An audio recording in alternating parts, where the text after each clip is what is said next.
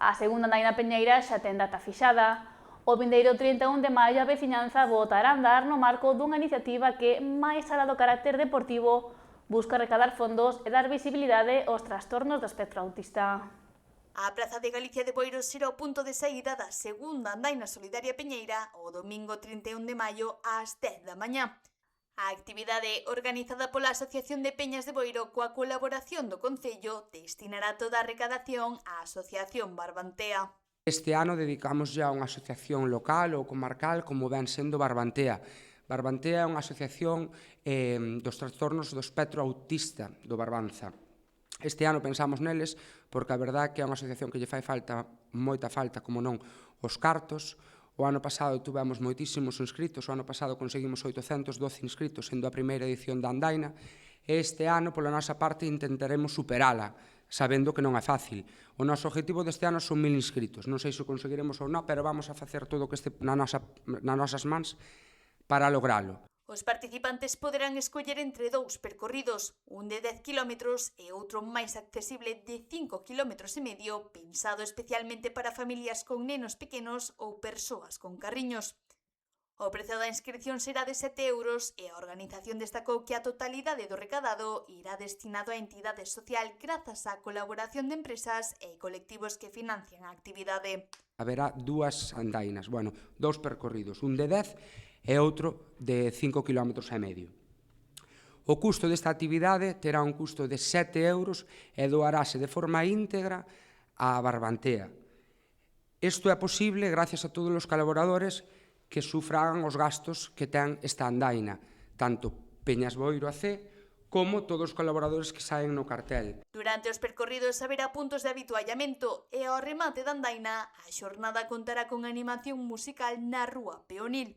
Ademais, a organización solicita á veciñanza que nesta ocasión non acuda con animais, co obxectivo de garantir o benestar e a comodidade das persoas con trastornos de espectro autista. Temos que destacar tamén que pideu-nos Barbantea, unha das cousas que nos pideu era que non acudiran animais á andaina, máis ben os cans. E o motivo non é porque non veñan animais, porque dependendo do caso que teña cada rapaz ou cada persoa que está na asociación, pode terlle medo aos cans ou non, e sobre todo o problema que é que lle teñen medo ou se poñen un pouco nerviosos aos ladridos. Entonces, Barbantea pideu-nos se era posible que non viñeran, ante todo está o benestar dos propios usuarios e da maioría da xente que ven á andaina. Dende Barbantea agradecen a iniciativa non só pola chega económica, senón tamén pola oportunidade de visibilizar os trastornos do espectro autista e o labor que realiza a asociación na comarca.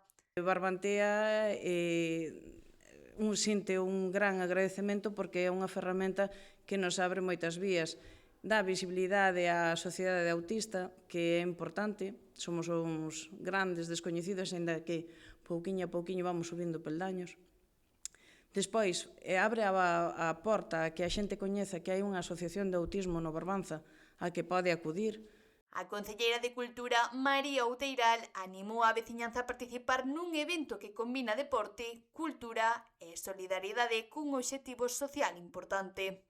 O próximo 31, marcado no calendario, é importante esta segunda andaina solidaria, non solamente polo ámbito deportivo, que nos fai falta camiñar e é algo moi sano, sino polo fondo desta proposta, desta solicitude que fai Peñas Boiro para que todo o mundo se anime a ver se podemos chegar a eses 1000 inscritos. Poidas ou non poidas ir ese día a camiñar, inscríbete porque os cartos ben acaban de explicar onde van a ir destinados. É para a Asociación Barbantea, que fan un traballo infinito e moi pouco recoñecido. As inscripcións xa están abertas e poden realizarse tanto de maneira online como presencial nos postos informativos que instalarán as Peñas de Boiro os días 20, 21, 27 e 28 de maio. A organización lembra ademais que haberá habilitada unha fila cero para todas aquelas persoas que non poidan participar na andaina, pero que irán colaborar coa causa solidaria.